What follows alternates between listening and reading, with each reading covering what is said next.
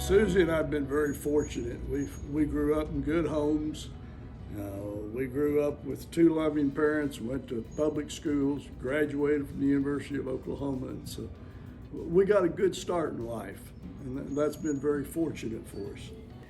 Suzy and I never had to struggle, and so my freshman year of college, I learned a lot, and not all of it was in the classroom. I kind of really began to compare myself to some of the other freshmen around there, and I realized how good I had it growing up. So when I was home at Christmas break, one night at the dinner table, I told my parents, I said, I'm really beginning to realize what a good family we've got, and how good we have it compared to a lot of the other kids. And I want to say thank you for all you've done for me, and what can I do to repay you? They kind of smiled and began to realize I was growing up. And they said, you need to be responsible for yourself and your actions. And you don't owe us anything. What you need to do is to help the next generation succeed. And that's how you can pay us back, is by helping the next generation. So being retired and financially secure, it's a real joy to be able to give to various organizations.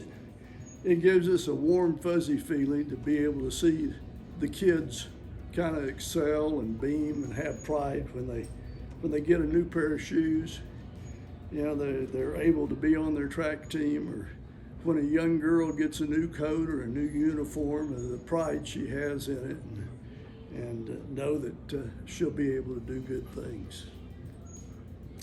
It's really amazing what a new coat or a new pair of shoes or a new uniform does. It can change their whole attitude, their whole way of life. And it gives them hope and encouragement. And with that, magical things can happen.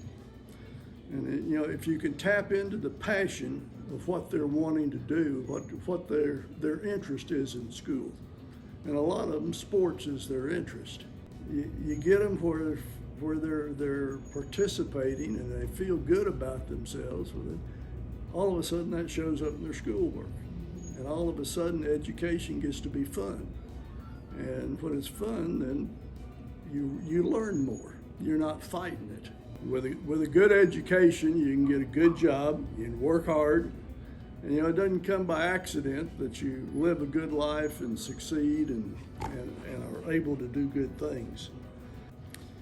In addition to providing monetary or tangible resources, it's fun to work with the students and kind of be a mentor to them, and to help them and coach them and give them little tidbits on a way to lead a good life. You can help break the cycle of poverty. You can teach them they don't have to accept the circumstances they're in. You can teach them that they can control their own attitude, their own efforts.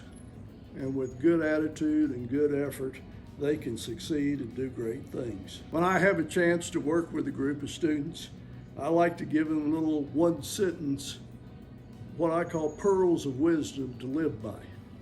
It's things they might remember, and it can influence their attitude in their lives. Being as I've been in road building all my life, one of the pearls of wisdom that I've lived by is what Arnold Palmer said. He says, the road to success is always under construction. And if you can teach them, don't ever quit, as there's always better things to do. You must keep working and improve and get better. That success is always under construction. And another saying I like to give them is, you're never wrong if you do the right thing.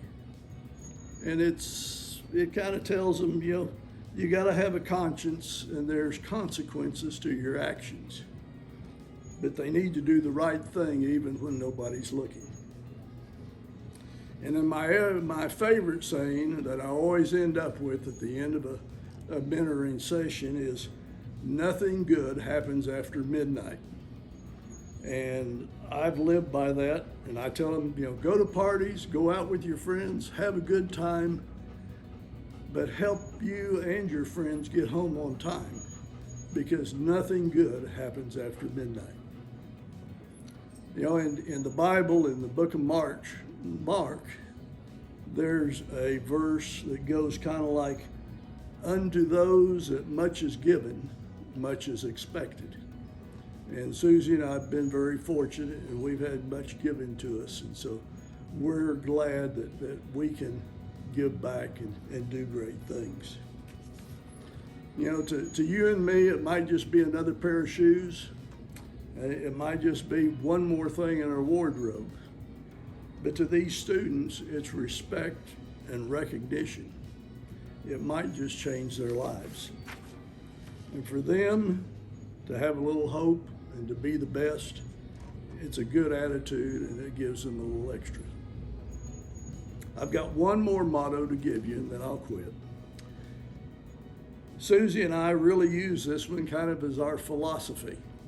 And it goes, 100 years from now, it really won't matter what the size of my bank account was, or the kind of car I drove, or the house I lived in, but that I was important, and the world may be a little better place because I was important in the life of a child. We've been very fortunate, and the Lord gave us some nice talents to be able to make some financial resources, and it's great to be able to share those. And y'all have got the direct contact, and if we can help y'all succeed, we succeed. Suzy and I are glad to help Cleats for Kids.